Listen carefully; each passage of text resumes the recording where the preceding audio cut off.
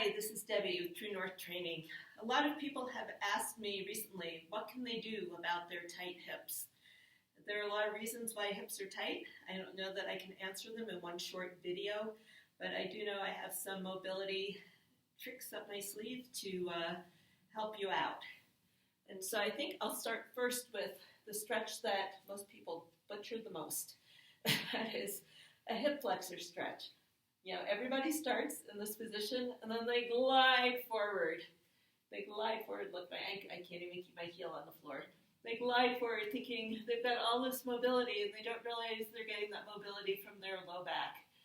So the way I like to do a hip flexor stretch is to create tension through the body where it needs to be tense so you can relax and release the muscles that need to be released. So pressing through your toes, tucking under and squeezing the glutes, and pressing forward. I can't go very far. In fact, this is it, and this is a huge stretch. To go a little deeper, you can bring one arm up and over your head. And really think about that stretch all through the rib cage and down through the obliques. And we're going to hold and breathe. And then relax back. And we'll do the other side. So, curling the toes under, tucking the hips under, keeping my knee pretty much behind my toes. I can only move an inch or two with my left hip.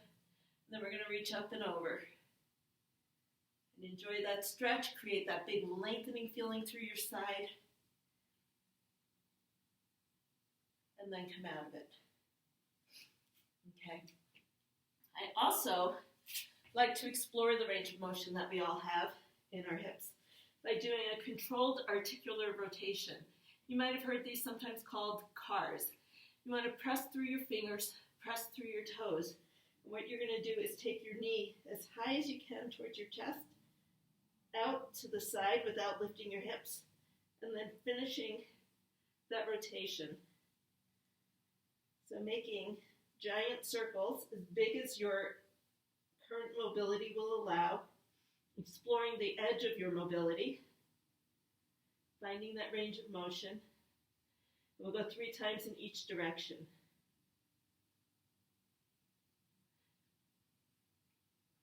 A lot of times people will shift their hips to try to make that mobility happen, and that's just compensating for a lack of mobility. And then we'll do it on the other side, and I'll face the camera so you can see what it looks like. So the knee comes in, shifts out, around, and up, and down.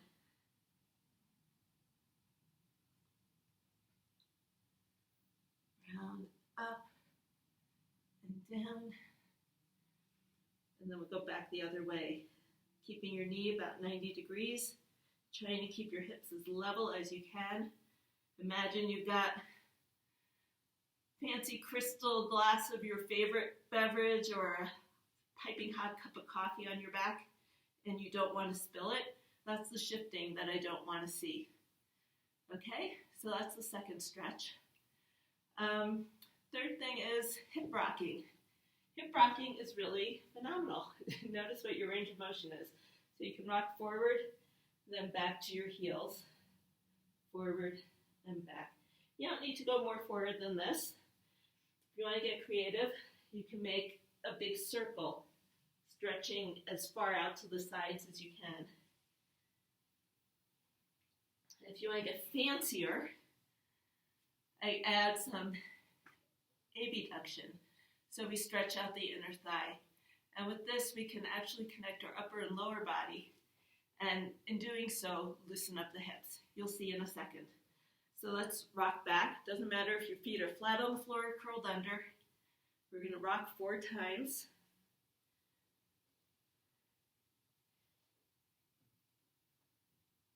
And then you're going to pop your toes up on that extended leg. So you're going deeper into that inner thigh stretch.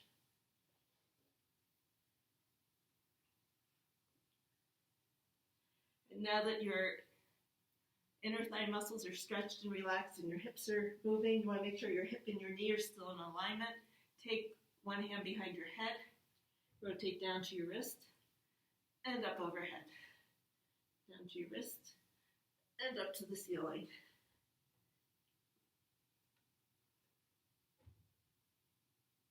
And then plant that hand down so it's in front of your down knee.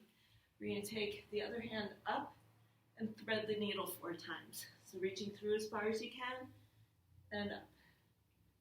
2 and up. 3 and up.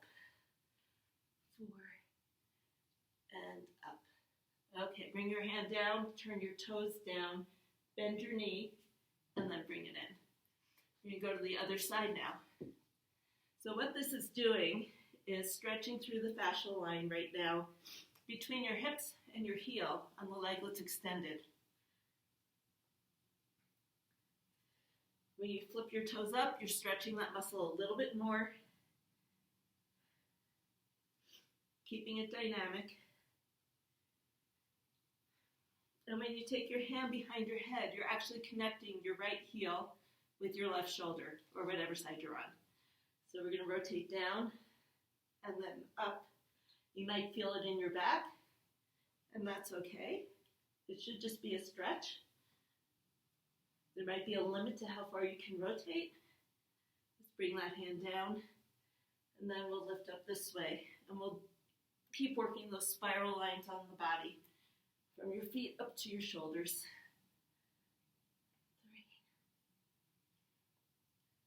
3 and 4. Good.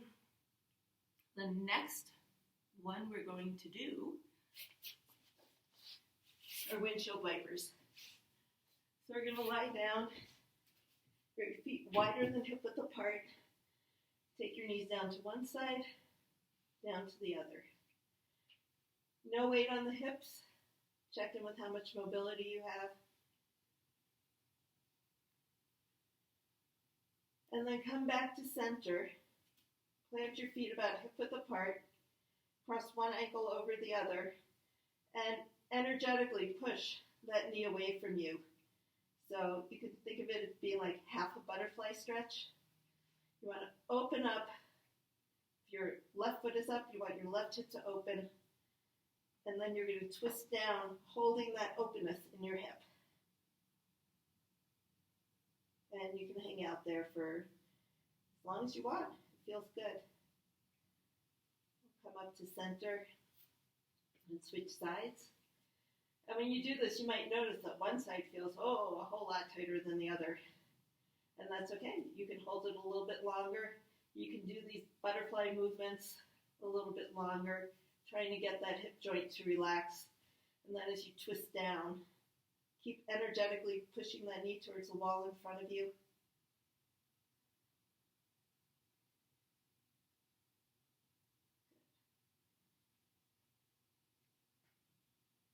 And then come up. And that's it. Those are my classic hip stretches that I come back to time and time again with my clients to help them feel better. It works on loosening your hips, might also help with calming down if you've got tension in your lower back. Sometimes the lower back pain is caused by tight hips. So let me know what you think, and I'll see you next time.